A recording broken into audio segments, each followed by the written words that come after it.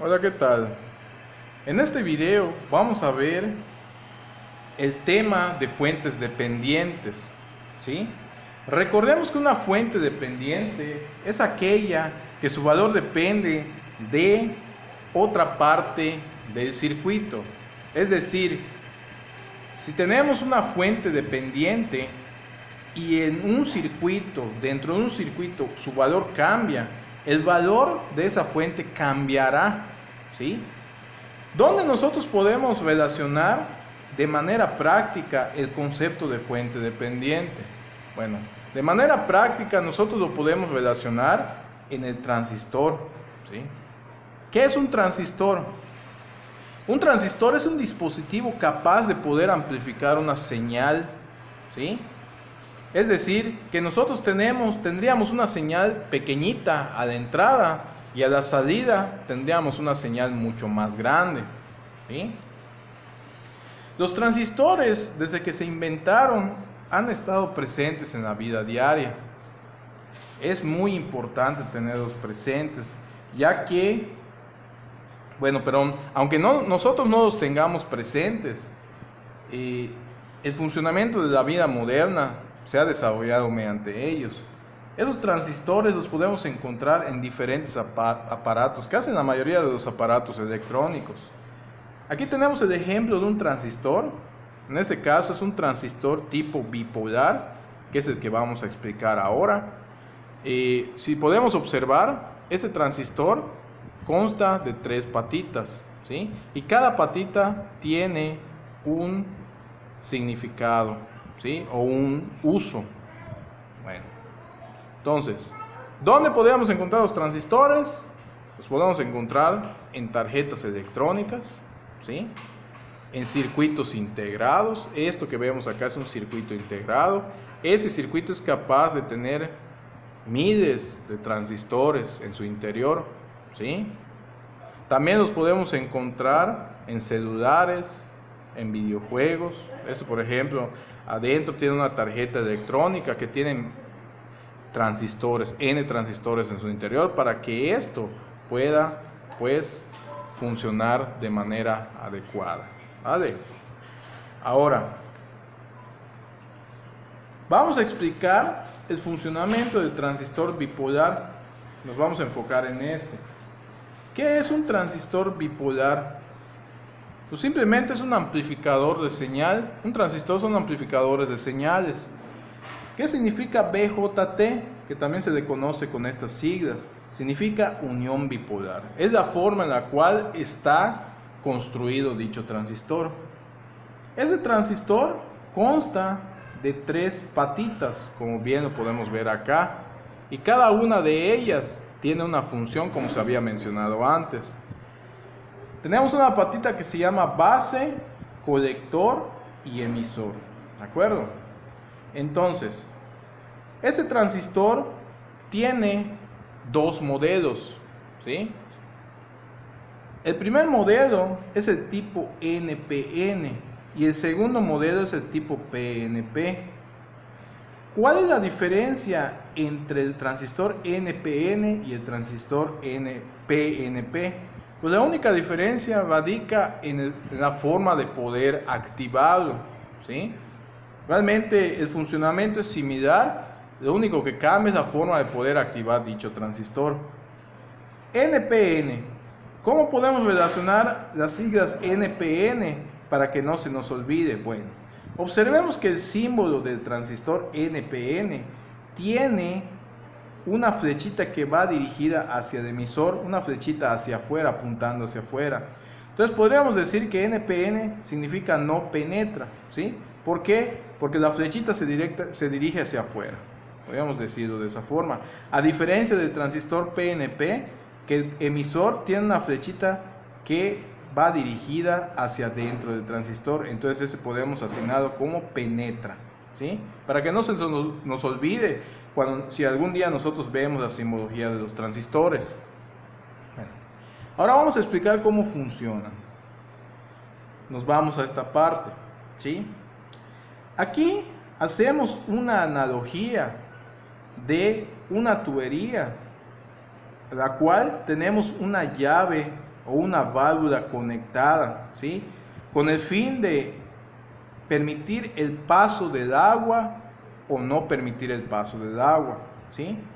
En primera instancia, observemos que la tubería está bloqueada por el émbolo de la llave, ¿sí? Por lo tanto, de aquí a acá no hay circulación de flujo de agua. Es decir, la llave está completamente cerrada, ¿sí? A esta región la vamos a llamar región de corte. Es decir, el transistor no conduce, ¿sí? El transistor no está activado. Eso es lo que significa.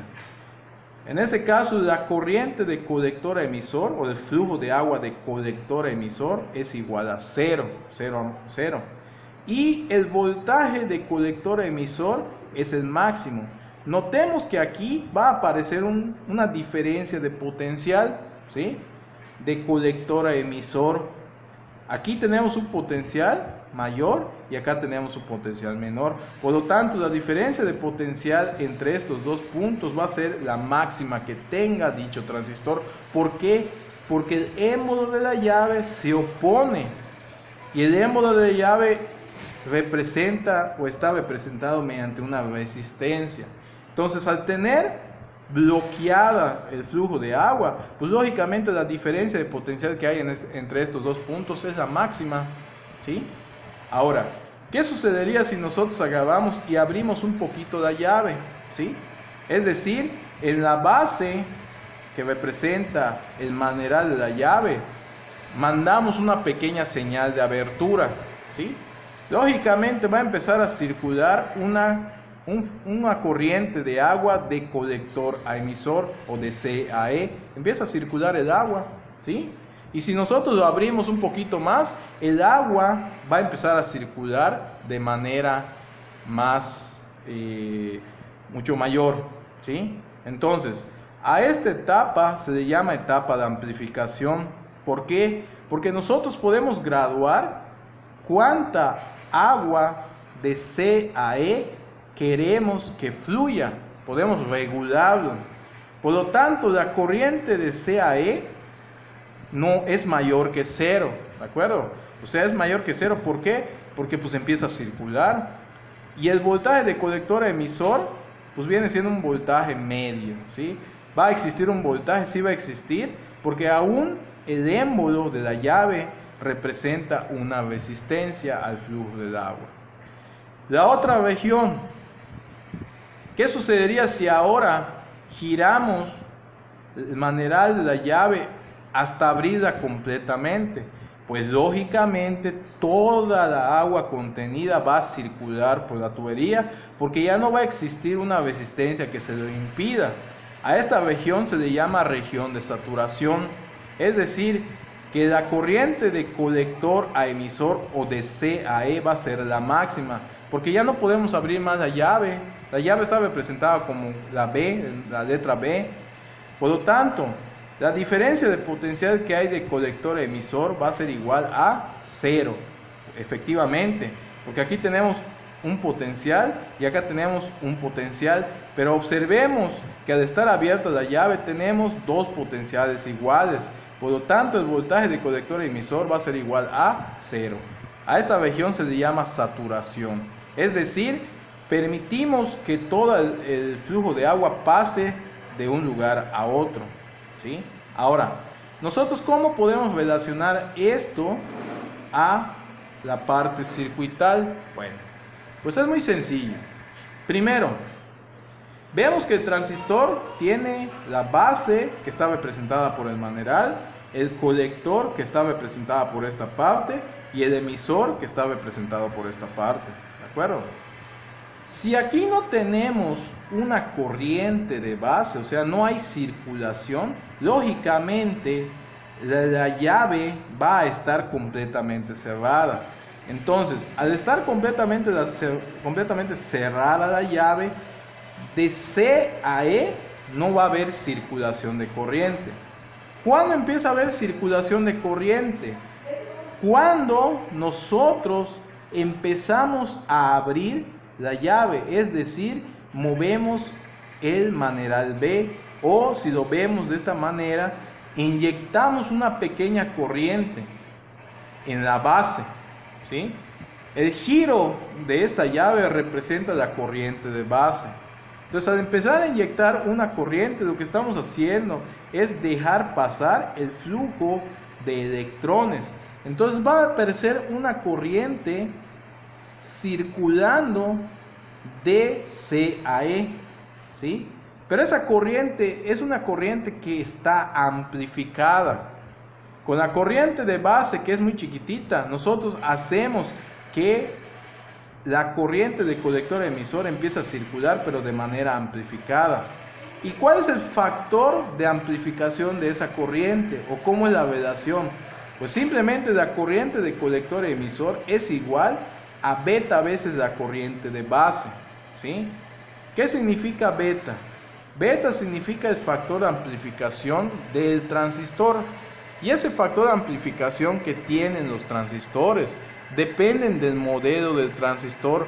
Cada transistor tiene diferentes tipos de amplificación, factores de amplificación.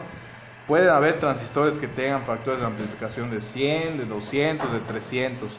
Todo eso se puede checar en la hoja de datos, ¿sí? Para cada modelo.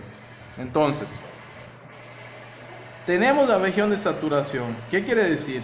Que nosotros inyectamos la corriente máxima de base y acá vamos a tener, lógicamente, un transistor que permite el paso de la corriente de gran manera, o sea, permite completamente el paso de la corriente.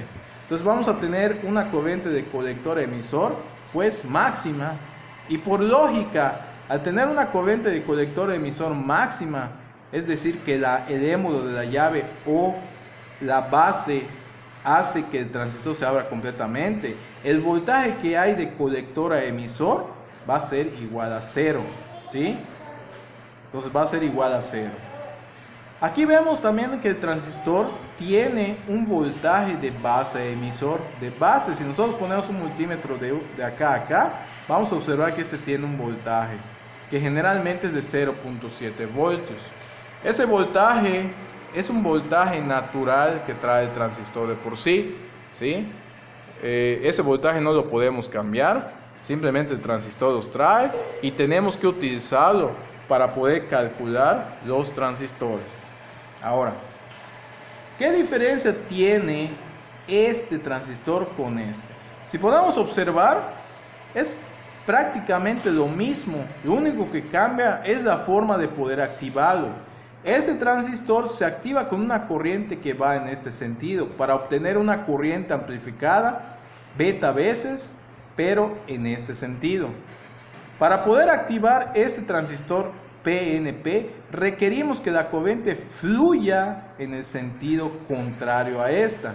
De tal forma que nosotros tenemos una corriente que va a fluir también en este sentido de manera amplificada. Así de sencillo. Es lo mismo, nada más que para poder activar este requerimos una corriente de base de este sentido para tener una corriente amplificada así.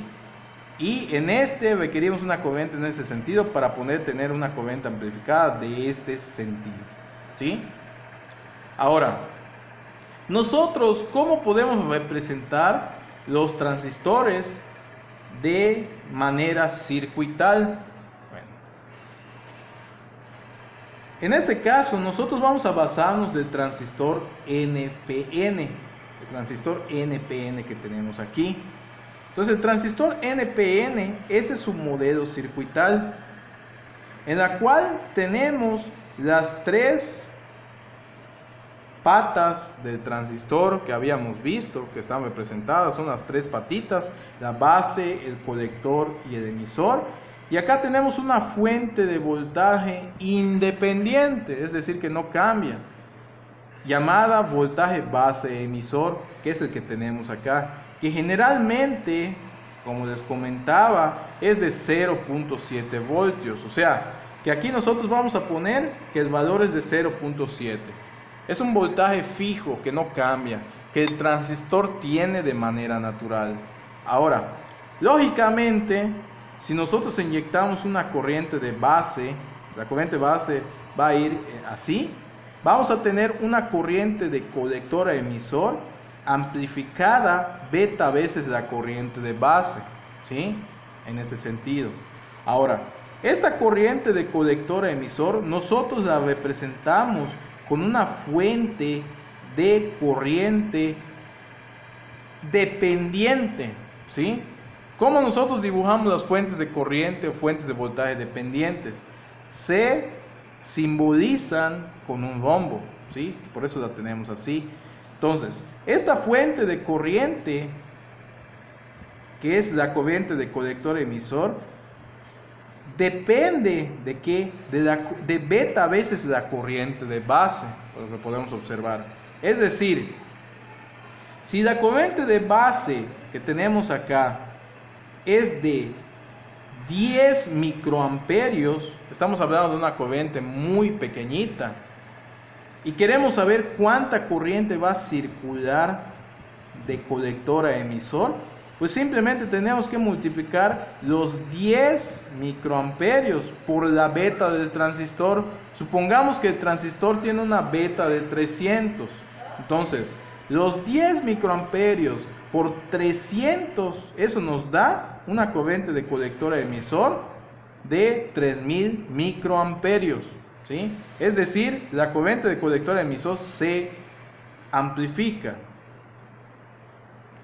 Esto es para el transistor NPN.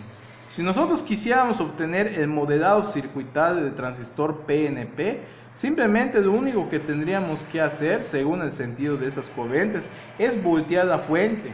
Si acá es positivo y negativo, para el PNP sería positivo abajo, negativo arriba. Y la fuente de corriente no iría hacia abajo, sino iría hacia arriba. Entonces con eso damos por hecho de que es muy sencillo calcular, obtener el modelado circuital. Algo muy importante que debemos de conocer es lo siguiente. Beta, que es el factor de amplificación del transistor, como habíamos comentado anteriormente, depende del modelo del transistor. También podemos obtener el valor, observar en las hojas de datos, que a veces no nos dan este símbolo, sino aparece como como HFE, ¿sí? HFE y beta es exactamente lo mismo.